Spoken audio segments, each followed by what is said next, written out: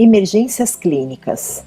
A importância das emergências médicas é facilmente reconhecida, na medida em que se consideram as frequências com que causam óbito ou incapacidade, as dificuldades que existem para preveni-las e o grande potencial de recuperação, quando são atendidas adequadamente. As doenças agudas estão relacionadas em todo o mundo entre as causas mais comuns de morte. Em países como Estados Unidos, por exemplo, o número de óbitos de ataque cardíaco é 10 vezes maior que o número de mortes por acidentes automobilísticos, que por sua vez já monta a um quantitativo assustador. Nos países em desenvolvimento, as emergências médicas relacionadas com doenças infecto-contagiosas estão entre as causas mais comuns de óbito. Essas emergências, em sua grande maioria, decorrem principalmente das deficiências nos recursos profiláticos e acometem principalmente crianças e adultos jovens. Neste módulo, trataremos das emergências não traumáticas, as emergências clínicas mais comuns e que podem ser atendidas com sucesso por uma pessoa que venha prestar os primeiros socorros. Começaremos por edema agudo de pulmão, que é o acúmulo anormal de líquido nos tecidos dos pulmões. É uma das emergências clínicas de maior importância e seriedade. O edema pulmonar é uma emergência médica resultante de alguma doença aguda ou crônica, ou de outras situações especiais. Por exemplo, problemas do coração, infarto agudo do miocárdio, infecção pulmonar, no caso de uma pneumonia, ou a infecção generalizada do corpo, também leva a um edema pulmonar. Quando o coração não funciona bem, o sangue acumula-se nos pulmões, o que leva à falta de ar. Dentro dos sintomas, podemos perceber alteração nos movimentos respiratórios, os movimentos ficam bastante exagerados, encurtamento da respiração, ou seja, falta de ar, que normalmente piora com as atividades ou quando a pessoa se deita com a cabeceira baixa e aí rapidamente o doente assume a posição sentada. Dificuldade em respirar, aumento na intensidade da respiração, respiração estertorosa, ou seja, pode-se escutar o borbulhar do ar no pulmão. Batimento de asa de nariz, observa-se um movimento do nariz no esforço da respiração. A pele e mucosas se tornam frias, acinzentadas, às vezes pálidas e cianóticas. Cianótica seria então um tom azulado, acompanhado por uma sudorese, um suor frio. Ansiedade e agitação, aumento do número dos batimentos cardíacos, aumento da temperatura corporal, presença de tosse, que no princípio não é uma tosse produtiva, ou seja, não há expectoração, secreção, porém, ela passa a ser acompanhada por uma expectoração espessa e espumosa e, eventualmente, acompanhada também por sangue. Os primeiros socorros. Importante é que a vítima seja transferida para um serviço de urgência ou emergência de um hospital. O ideal é não movimentar muito a vítima, porque o movimento ativa as emoções e faz com que o coração seja mais solicitado. Manter a vítima na posição mais confortável possível, em um ambiente calmo e ventilado. É importante obter um breve relato da vítima ou de testemunha sobre detalhes dos acontecimentos. A aplicação de torniquetes alternados a cada 15 minutos das pernas e braços pode ser feita enquanto se aguarda o atendimento especializado. Tranquilize a vítima, procurando sempre inspirar-lhe confiança e segurança. Afrouxe suas roupas. Evite nesse momento a ingestão de líquidos ou alimentos. No caso de uma parada cardíaca, aplique as técnicas de ressuscitação cardiorrespiratória. Infarto do miocárdio. É um quadro clínico consequente à deficiência de fluxo sanguíneo para uma dada região do músculo cardíaco, que se chama miocárdio. Sendo assim, as células sofrem necrose pela falta da chegada de oxigênio suficientemente. Também está relacionada com a arteriosclerose, que é um processo de obstrução das artérias ou veias coronarianas por conta de acúmulo de placa de gordura, dificultando assim a passagem de sangue por ali. Quais são as principais causas do infarto do miocárdio? Em 95% dos casos é devido à arteriosclerose. Existem também casos ocasionados pela embolia coronariana e espasmo arterial coronário. Principal complicação é a parada cardíaca e o óbito. E os sintomas? A maioria das vítimas de infarto agudo do miocárdio apresenta dor torácica, ou seja, dor no peito. Essa dor é descrita classicamente com as seguintes características: dor angustiante e insuportável no peito, compressão no peito e angústia, constrição, com uma duração maior que 30 minutos. É uma dor que não diminui com repouso e é uma dor que irradia no sentido da mandíbula e membros superiores, especialmente no braço esquerdo e eventualmente para a região do estômago, que a gente chama de epigástrio. Muitas vezes, a dor que precede a um ataque cardíaco pode ser confundida, por exemplo, com a dor epigástrica de uma indigestão. É preciso estar atento para esse tipo de falso alarme. É importante procurar o socorro médico ou um hospital com urgência. O ideal é não movimentar muito a vítima. O movimento, como já falei, ativa as emoções e faz com que o coração seja mais solicitado. Mantenha a vítima deitada em repouso absoluto, na posição mais confortável, em um ambiente calmo e ventilado. Obtenha um breve relato da vítima ou de testemunha sobre detalhes de como tudo aconteceu.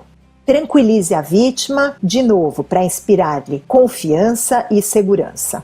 Afrouxe suas roupas, não ofereça líquidos ou alimentos.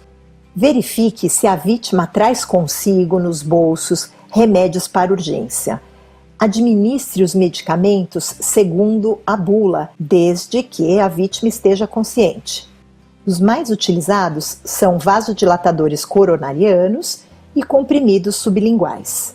No caso de uma parada cardíaca, aplique as técnicas de ressuscitação cardiorrespiratória. A confirmação da suspeita do quadro clínico de um infarto agudo do miocárdio só ocorre com a utilização de exames complementares, tipo eletrocardiograma, exames sanguíneos, que deverão ser feitos no local do atendimento especializado. Crise hipertensiva é um episódio de elevação repentina e acentuada da pressão arterial, representando uma séria e grave ameaça à vida. O aumento rápido e excessivo da pressão arterial pode ser evidenciado pelos seguintes sintomas: dor de cabeça intensa, também conhecido por cefaleia intensa, geralmente na região posterior e na nuca. Falta de ar, sensação dos batimentos cardíacos, então dá aquela palpitação no peito. Ansiedade, nervosismo, perturbações neurológicas, tontura e instabilidade, zumbido, visão de pequenos pontos brilhantes que conhecemos como escotomas, possibilidade de náusea e vômito também. Quais são os primeiros socorros no caso de uma crise hipertensiva? O atendimento é essencialmente especializado e a principal atitude de quem for prestar os primeiros socorros é identificar rapidamente a crise hipertensiva e remover a vítima.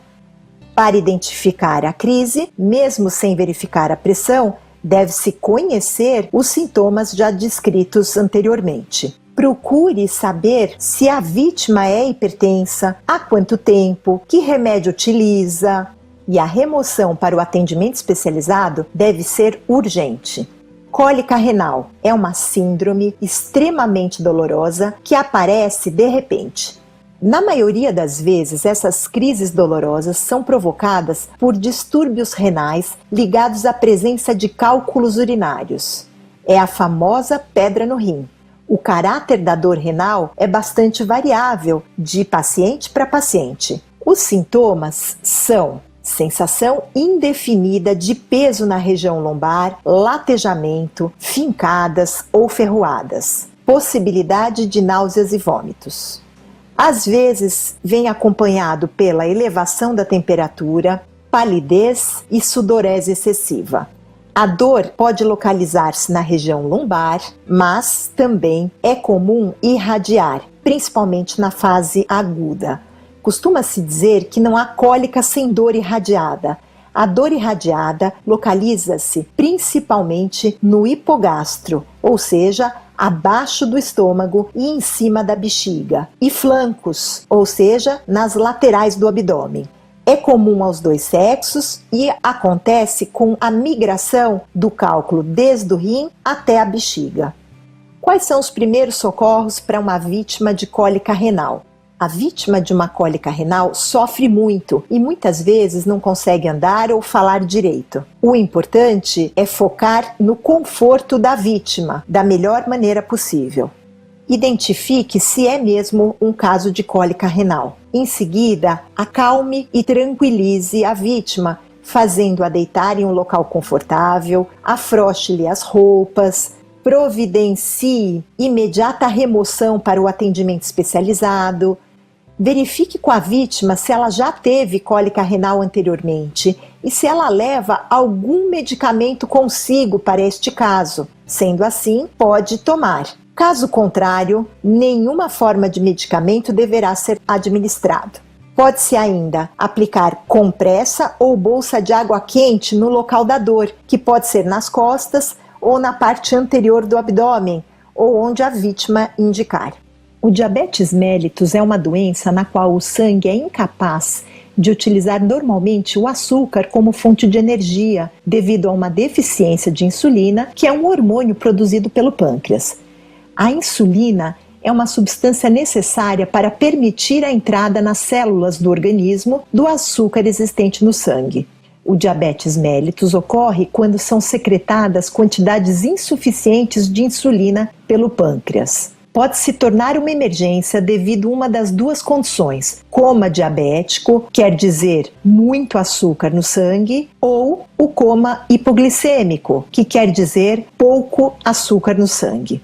Coma diabético acontece quando um paciente diabético não tratado, que não faz uso da insulina prescrita, ou sofre algum tipo de estresse ou uma infecção. O paciente pode se apresentar torporoso, sonolento, confuso, com os seguintes sinais físicos: falta de ar, manifestada por uma respiração suspirosa, rápida e profunda; desidratação, que é uma pele seca e quente, os olhos afundados; um cheiro diferente, um odor peculiar, cetônico, causados pelos ácidos acumulados no sangue; pulso rápido e fraco; pressão arterial normal ou ligeiramente baixa; graus variáveis de diminuição das respostas aos estímulos; e óbito.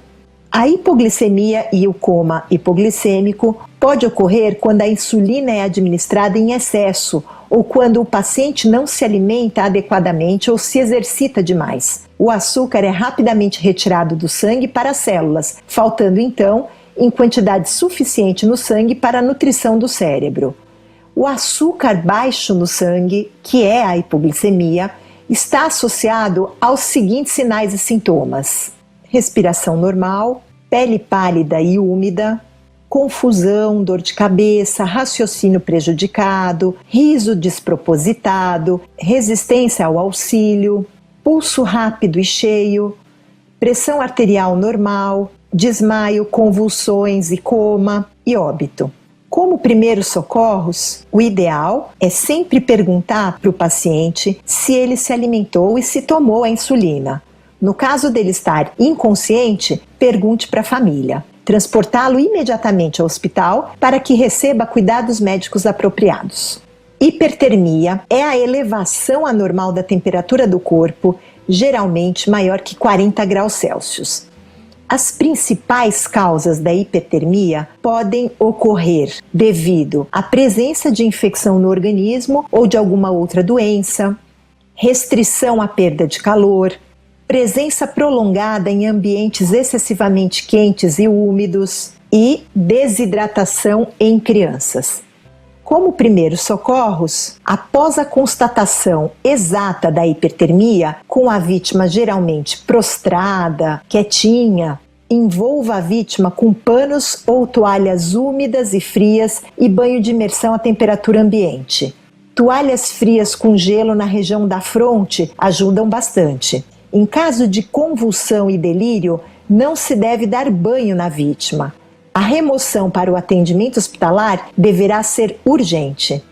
A insolação é causada pela ação direta e prolongada dos raios de sol sobre o indivíduo. É uma emergência médica caracterizada pela perda súbita de consciência e falência dos mecanismos reguladores de temperatura do organismo. Esse tipo de incidente afeta geralmente as pessoas que trabalham com exposição excessiva em ambientes muito quentes ou que sofrem exposição demorada e direta aos raios solares. Alguns sintomas. Quando a insolação surge lentamente, podem apresentar cefaleia, que é a dor de cabeça, tontura, náusea, pele quente e seca, não há suor, pulso rápido, temperatura elevada, distúrbios visuais e confusão. Quando a insolação surge bruscamente, podem apresentar respiração rápida e difícil, palidez, às vezes desmaio, temperatura do corpo elevada, extremidades arroxeadas e, eventualmente, pode ocorrer coma. Os primeiros socorros têm como objetivo baixar a temperatura corporal lenta e gradativamente. Remova o acidentado para um local fresco, à sombra e ventilado.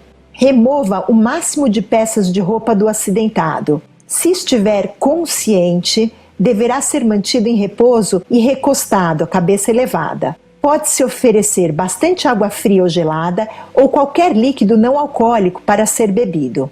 Se possível, deve-se borrifar água fria em todo o corpo do acidentado, delicadamente. Podem ser aplicadas compressas de água fria na testa, pescoço, axilas e virilhas. Tão logo seja possível, o acidentado deverá ser imerso em banho frio ou envolto em panos ou roupas encharcadas.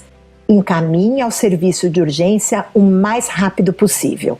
Exaustão pelo calor é um outro tipo de reação sistêmica à prolongada exposição do organismo a temperaturas elevadas.